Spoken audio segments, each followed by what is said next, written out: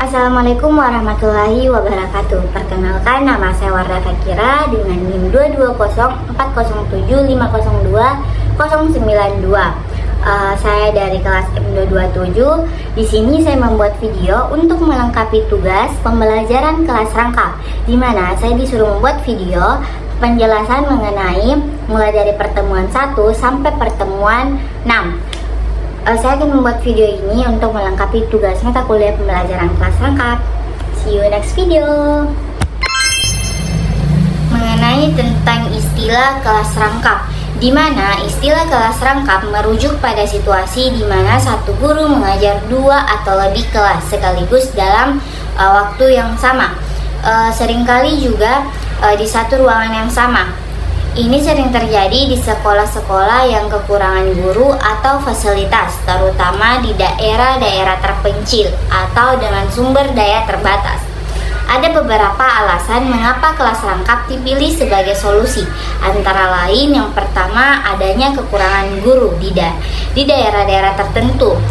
Jumlah guru yang tersedia tidak mencukupi untuk mengajar semua kelas yang ada. Kelas rangkap menjadi solusi untuk mengatasi kekurangan tenaga pengajar. Yang kedua, ada keterbatasan sumber daya. Sekolah-sekolah dengan jumlah ruangan terbatas, materi belajar atau sumber daya lain juga mungkin menggunakan kelas rangkap untuk mengoptimalkan penggunaan sumber daya yang ada. Yang ketiga, ada efisien pengajaran. Dalam beberapa kasus, pengajaran dengan kelas rangkap dianggap efisien jika materi yang diajarkan memiliki kesamaan atau jika siswa dari beberapa kelas dapat belajar bersama tentang topik-topik tertentu. Yang keempat, ada pengelolaan sekolah di daerah terpencil. Di wilayah pedalaman atau daerah terpencil, sekolah dengan jumlah siswa sedikit mungkin tidak memungkinkan adanya pemisahan kelas secara penuh, sehingga kelas rangkap menjadi solusi. Namun penerapan kelas rangkap sering dianggap sebagai tantangan karena guru harus mampu mengelola waktu, perhatian, dan materi pembelajaran dengan baik untuk memastikan semua siswa tetap mendapatkan pembelajaran yang optimal. Namun, apa dasar pemikiran pembentukan sekolah dengan kelas rangkap? Yang pertama, efisiensi tenaga pengajar. Apabila satu sekolah memiliki jumlah siswa sedikit, maka dipikirkan bagaimana agar jumlah guru tidak melebihi jumlah siswa yang ada.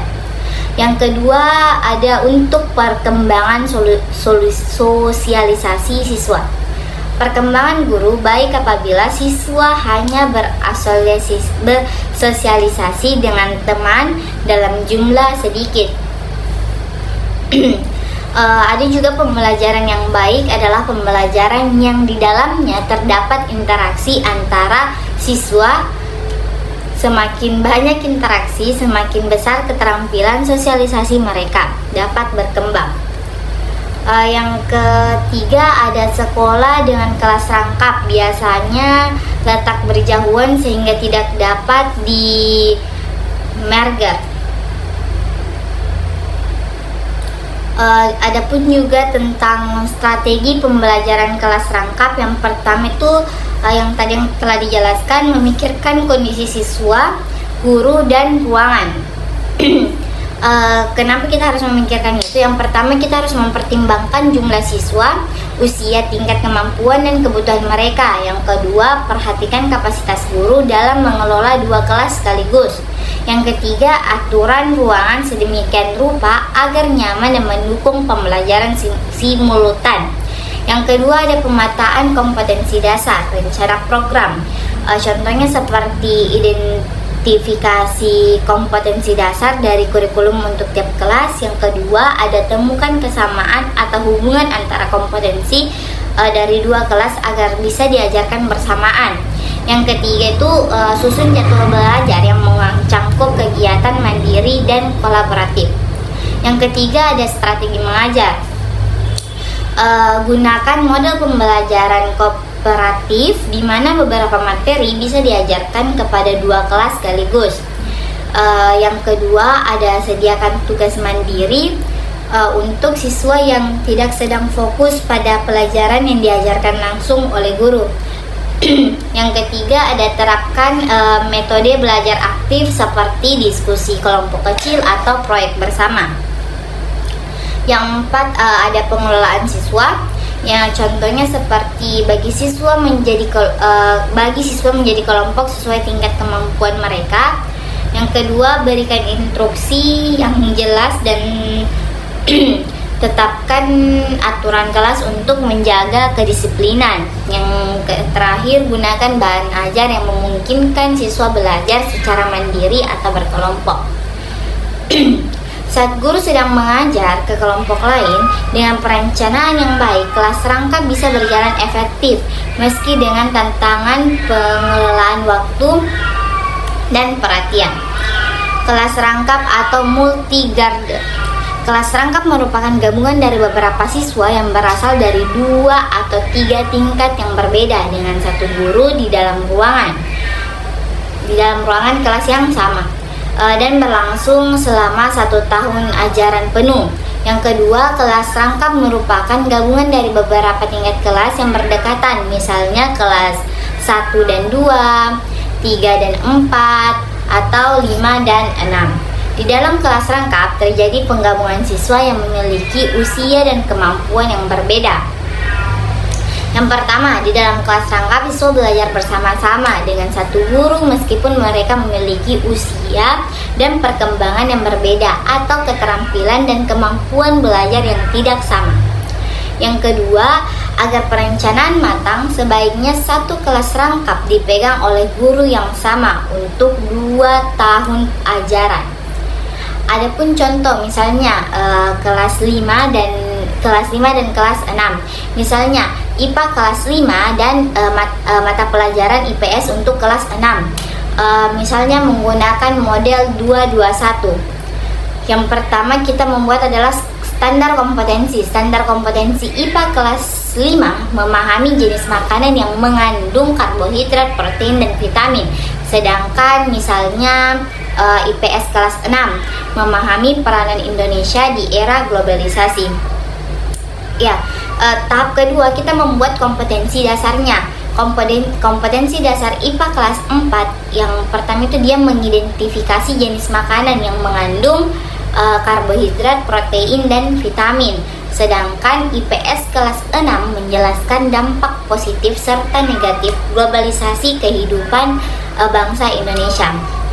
Tahap ketiga kita membuatkan indikator. Indikator IPA kelas 5 itu yang pertama menjelaskan misalnya menjelaskan maksud dari makanan bergizi.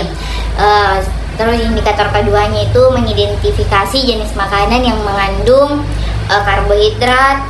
Yang ketiga mengidentifikasi jenis makanan yang mengandung protein, dan yang keempat mengidentifikasi jenis makanan yang mengandung vitamin. Sedangkan IPS kelas 6 dia bisa menjelaskan mengenai dampak positif globalisasi terhadap kehidupan bangsa Indonesia. Yang kedua menjelaskan dampak negatif globalisasi terhadap kehidupan bangsa Indonesia. Terus selanjutnya, tahap selanjutnya kita membuatkan tujuan pembelajaran. Tujuan pembelajaran itu apa tujuan pembelajaran di kelas 5 dan apa tujuan pembelajaran di kelas 6. Tujuan pembelajaran di kelas 5 misalnya dapat menjelaskan apa yang dimaksud dengan materi tersebut, yang tadi yang vitamin, protein, dan karbohidrat. Sedangkan siswa kelas 6 dia mampu menjelaskan terkait tentang dampak positif dan negatif globalisasi terhadap kehidupan bangsa Indonesia. Adapun tahap berikutnya itu seperti materi pembelajaran IPA kelas 5 dan materi pembelajaran IPS kelas 6. Materi pembelajaran IPA kelas 5 itu menceritakan tentang makanan bergizi. Seperti misalnya makanan bergizi adalah makanan yang mengandung zat yang di tubuh untuk pertumbuhan dan kesehatan tubuh kita. Di antaranya misalnya karbohidrat, protein, dan vitamin. Sebutkan contoh-contohnya seperti itu. Sedangkan kalau IPS kelas 6 dia akan menjelaskan mengenai era globalisasi.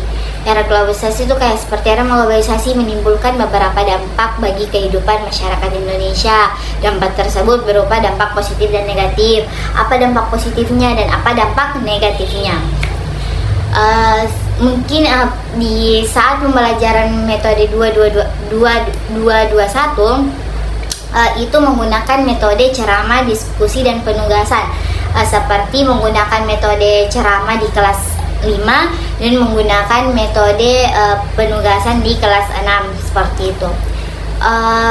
Mungkin itu dari pembelajaran mengenai tentang kelas rangkap. Sekian penjelasan saya mengenai pembelajaran di mata kuliah kelas rangkap. Mohon maaf bila ada kesalahan kata. Sekian dari saya. Assalamualaikum warahmatullahi wabarakatuh.